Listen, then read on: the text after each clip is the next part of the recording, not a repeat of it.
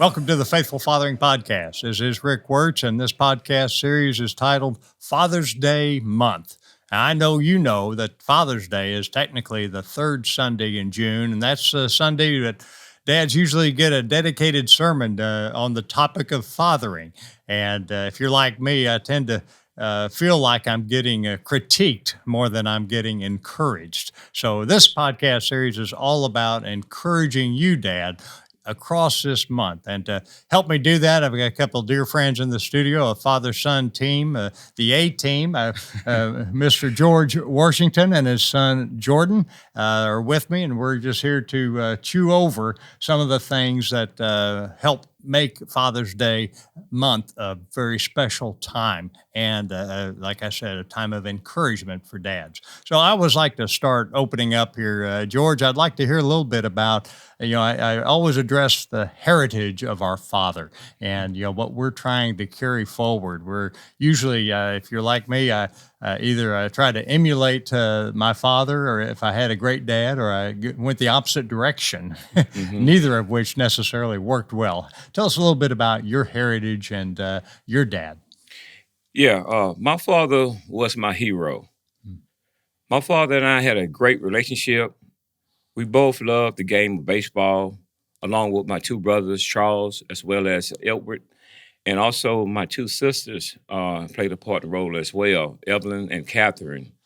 My dad loved the baseball game, so he always would come out to our games and actually help us and guide us along the way. He also was very amazing dad. He was an amazing baseball player. He actually was recruited to play in the Negro League, but he was underage and his parent would not allow to give him approval. So he eventually joined the military and was a military police officer during the Korean War. He and my mom was married for 41 years before he died in 2000. He taught us how to love and pray as a family and to provide structure in our home. His influence as a husband and a father helped shape my role as a husband and father. My wife and I been married for 36 years.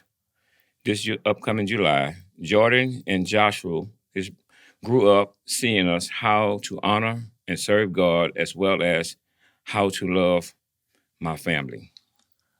George, you always get an added dad from me. When you see a young man and your family growing up, they know you and they know the Lord. That's paid in full, isn't it?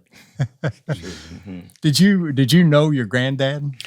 My granddad was in my life until the age of 5, which he passed away. I hoped that I would have gotten to know him better. My dad spoke very highly of his father. Fantastic. Well, that heritage is to go back like that. I mean, I did not know I actually didn't know the dad that my dad at all. But that's really a fabulous heritage to be passing on. How how tough is it to try to walk in the footsteps of a dad that's your hero? Wow, that's a while there.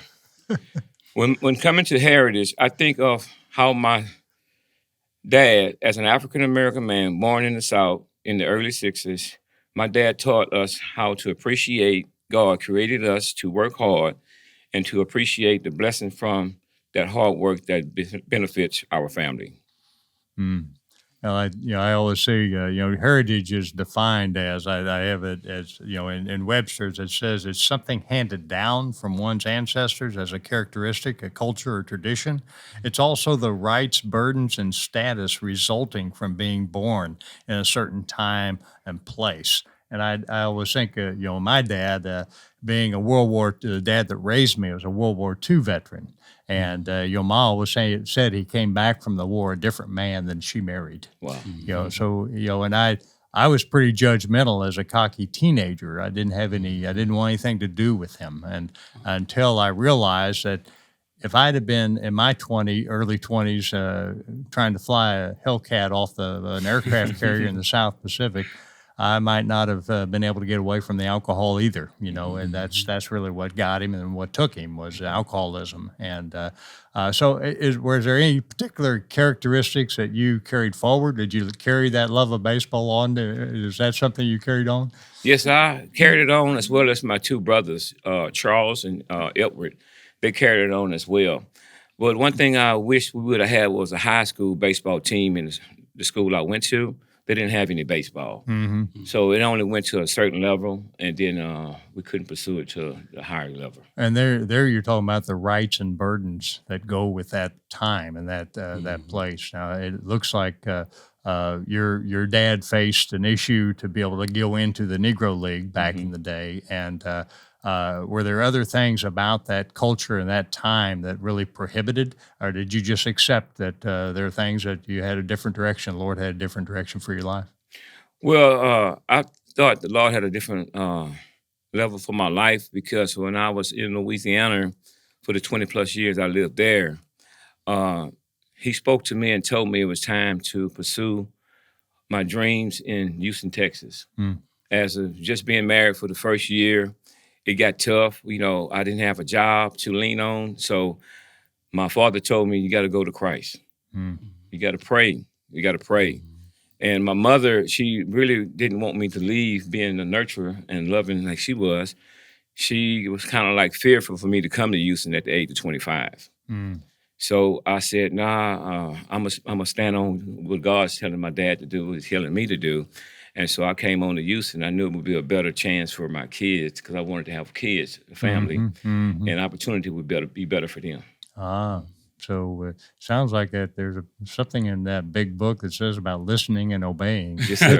Yes, sir. Yes, It sounds like you followed that pretty well. Yes, sir. And the Lord honored that. Honored that. That's so true, Rick. So true. And how the culture that heritage we're really living under, of course, is the heritage of our Heavenly Father.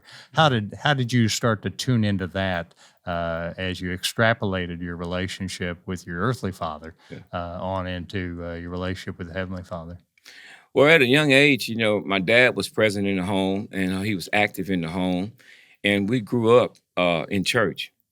It was always God first, and so he taught us how to pray, how to look to God for answers.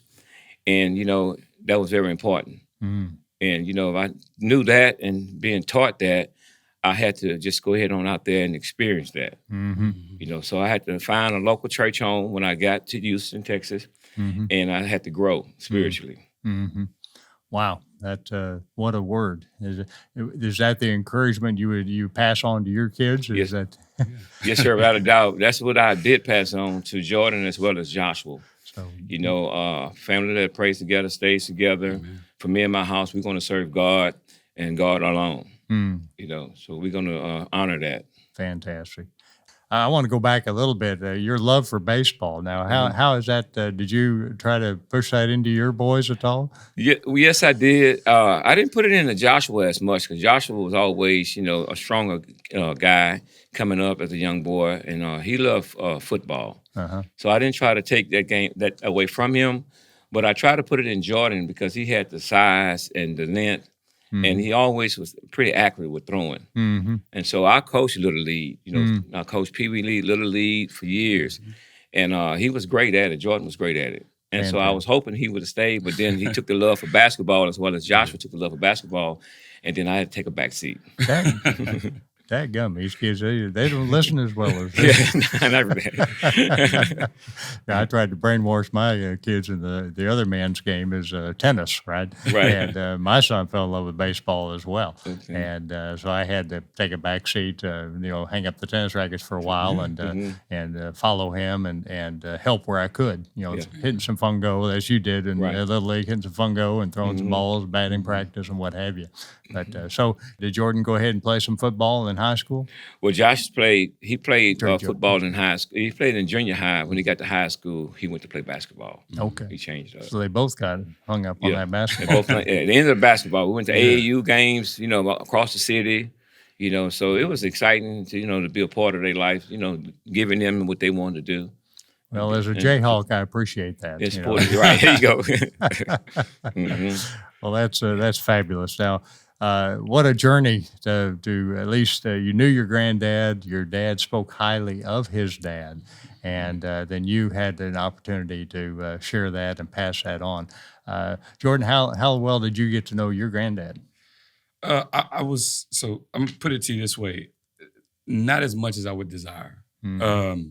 And not because of his fault. As my dad mentioned, he transitioned, and it was at a young age, so I have memories. Mm-hmm. But as far as vivid experiences, that's one thing that still to this day as a father myself, I pray about, I think about, and I honestly ask the Lord for my son that he not just extends my father's life just for my sake, because I would love to have him forever, Right. but for my son to get the opportunity. And I think it's important also to consider too, Rick, that like my dad was mentioning, at 5 years old, his grandfather was no longer in the picture.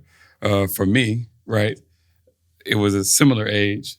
My grandfather was no longer in the picture. My son's 2.5 years old. Mm-hmm. So many times when I see him and my father interact, Mm-hmm. it's a joy for me. And then sometimes I think the challenge with life and struggle is that the enemy tries to creep into those situations, right? Mm-hmm. And to try to convince you that God's plan for your family, for your generations, for this heritage is not good. And so that's one of the ways that I battle with, even as a young man. So I wish, like I said again, I would have known more, but I'm grateful to see how my dad interacts with my son as kind of this smaller picture, right, of how it could have been for me. Well, what a tremendous heritage, and you've already given him the marching orders that he has to hang around for a lot longer than we're going to follow the previous examples, right? I know that's right. Well, that's fantastic. Thanks so much for sharing the heritage and what a beautiful heritage it is. And so, dads, I just want to encourage you that if you are blessed with such a heritage, live into that heritage and embrace what you have, and understand the unique blessing it is to have such a strong earthly fathering heritage. But if you don't, then know that we have the Heavenly Father that's more than capable to fill the gaps that exist because of absence, to whatever the case may be, whether it's an early untimely death, passing, transitioning, or if it's simply a breakdown in relationship. The Heavenly Father can fill that gap. So as George suggested, you have to listen and obey, tune into the Father, and represent Him well in your home this Father's Day month. That's the dad you're called to be, and that's the dad the next generation needs. God bless. Godspeed.